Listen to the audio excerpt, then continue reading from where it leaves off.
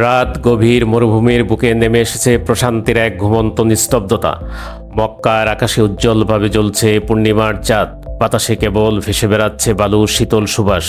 কিন্তু এই শান্ত রাতেই ঘটে যাবে এমন একটি অলৌকিক ঘটনা যা চিরতরে ইতিহাসে অমর হয়ে থাকবে। চাঁদ দ্বিখণ্ডিত হওয়ার ঘটনা।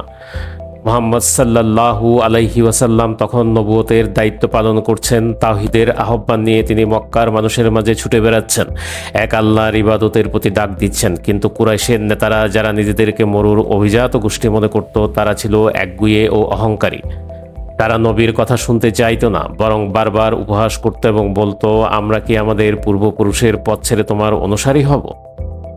এই বিরুদ্ধবাদীরা চেয়েছিল এমন এক অলৌকিক প্রমাণ, যাতে তারা বিশ্বাস করতে পারে যে মুহাম্মদ সাল্লাল্লাহু আলাইহি ওয়াসাল্লাম সত্যিই আল্লাহর রসুল। তারা জানতো, যদি তিনি তা দেখাতে ব্যর্থ হন, তবে তারা তাকে মিথ্যাবাদী আখ্যা দিতে পারবে। আর যদি কোনো অলৌকিকতা ঘটে, তাহলেও তারা তা জাদু বলে অস্বীকার করে দেওয়ার ছল খুঁজে রাখে। একদিন কুরাইশের কয়েকজন নেতৃস্থানীয় ব্যক্তি এসে রাসূল সাল্লাল্লাহু আলাইহি ওয়াসাল্লামকে বলল, হে মুহাম্মদ, যদি তুমি সত্যিই নবী হয়ে থাকো, তবে আকাশের চাঁদকে দ্বিখণ্ডিত করে দেখাও। আমরা আমাদের চোখে এমন কিছু দেখলে তবে বিশ্বাস করব যে তুমি আল্লাহর প্রেরিত রাসূল। নবী মুহাম্মদ সাল্লাল্লাহু আলাইহি ওয়াসাল্লাম জানতেন, তিনি নিজের ইচ্ছায় কিছুই করতে পারেন না। তিনি আল্লাহর দাস ও প্রেরিত প্রতিনিধি মাত্র। তিনি চেয়ে থাকলেন আকাশের দিকে, তার অন্তর ছিল দৃঢ় বিশ্বাসে পূর্ণ। তিনি দোয়া করলেন তার প্রভুর নিকট। এ সময় চারপাশের মানুষ উদ্গ্রীব হয়ে তাকিয়ে আছে আকাশে। সবাই কৌতূহলী, কেউ বিশ্বাস নিয়ে, কেউ সন্দেহ নিয়ে, কেউ ব্যঙ্গ নিয়ে। আর তখনই ঘটল সেই মহা অলৌকিকতা। হঠাৎ করে উজ্জ্বল পূর্ণিমার চাঁদটিকে দেখা গেল মাঝ বরাবর ফেটে যাচ্ছে। আকাশ যেন একটি অতিপ্রাকৃত আলো বিকরিত হলো। চাঁদটি সত্যি দুই টুকরায় ভাগ হয়ে গেল। এক অংশ সরে গেল এক পাহাড়ের দিকে, অন্য অংশ অন্য পাশে। দুটুকরো চাঁদের মাঝে দেখা যাচ্ছিল পরিষ্কার ফাঁকা জায়গা। মানুষ বিস্ময়ে হতবাক, কেউ চোখে বিশ্বাস করতে পারছিল না, কেউ চিৎকার করে উঠল, চাঁদ সত্যিই দ্বিখণ্ডিত হয়েছে। কেউ দৌড়ে পাহাড়ের পেছনের দিকে দেখলো আরেকটি অংশ, যেন ফুল দেখছে না তো। কেউ চোখ কসলাতে লাগলো বারবার। এ ছিল এমন এক মুহূর্ত যা কেবল চোখে দেখা নয়, হৃদয়ে অনুভব করার মতো। এটি ছিল এক জাগ্রত নিদর্শন, একটি জীবন্ত প্রমাণ যে মুহাম্মদ সাল্লাল্লাহু আলাইহি ওয়াসাল্লাম সত্যিই আল্লাহর রসুল। কিছু সময় পরে সেই চাঁদের দুই খণ্ড ধীরে ধীরে আবার একত্রিত হয়ে গেল।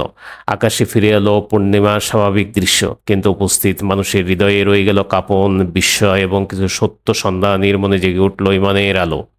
কিন্তু দুর্ভাগ্যজনকভাবে কাফিরদের হৃদয় এতটাই কঠিন হয়ে গিয়েছিল যে তারা এই অলৌকিক দৃশ্যকেও মেনে নিতে পারল না।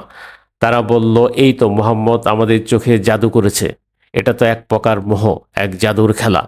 তাদের কেউ কেউ বলল, আচ্ছা, যদি এটা সত্য হয়, তবে মক্কার বাইরে যারা আছে তারাও তো এই দৃশ্য দেখে থাকবে।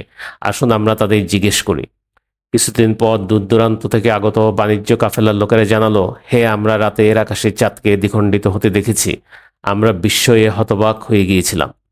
এই ছিল এক অস্বীকার করার অযোগ্য বাস্তবতা। তবুও কাফিররা মুখ ফিরিয়ে নিল। কেউ কেউ হয়তো গোপনে বিশ্বাস করলো, কিন্তু প্রকাশ্যে তা স্বীকার করতে চাইল না।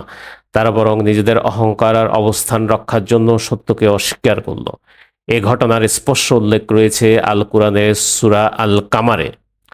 কিয়ামত সন্নিকটবর্তী হয়ে গেছে এবং চাঁদ দ্বিখণ্ডিত হয়েছে। এই আয়াতটি যেন চিরকাল ধরে সাক্ষ্য দিচ্ছে সেই রাতের অলৌকিক ঘটনাকে। এই অলৌকিক ঘটনা আমাদের জন্য বহু শিক্ষা বহন করে। একদিকে এটি ছিল একটি মহান নিদর্শন যা আল্লাহ তার রাসূলের সত্যতা প্রমাণে দেখিয়েছেন। অন্যদিকে এটি ছিল মানুষের জন্য এক কঠিন পরীক্ষা। যারা অন্তরে ঈমান রাখে তারা এই নিদর্শন দেখে ঈমান আরো দৃঢ় করে, আর যারা অহংকার করে, অন্ধ, তারা এমনকি চাঁদ দ্বিখণ্ডিত হতে দেখেও বিশ্বাস করেনি। আল্লাহ বলেন, তারা যদি প্রত্যক্ষ নিদর্শন দেখেও মুখ ফিরিয়ে নেয়, তবে বুঝে নাও তাদের হৃদয় মোহর মারা হয়েছে।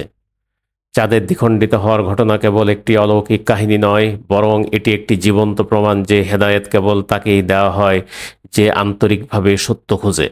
আর যারা সত্যের মুখোমুখি হয়ে অস্বীকার করে, তাদের জন্য নিদর্শনও হয় বর্জনযোগ্য। আজও যখন আমরা আকাশের দিকে তাকাই, আমরা স্মরণ করতে পারি সেই রাতের কথা যখন এক নবীর দোয়ার জবাবে আকাশের চাঁদ দ্বিখণ্ডিত হয়েছিল। এক অলৌকিক ঘটনা যা কালের সাক্ষ্য বহন করে। আল্লাহ আমাদের অন্তরকে নরম করুন, যেন আমরা নিদর্শন দেখে শিক্ষা নিতে পারি। অহংকার নয়, যেন আমরা সত্য গ্রহণে দেরি না করি।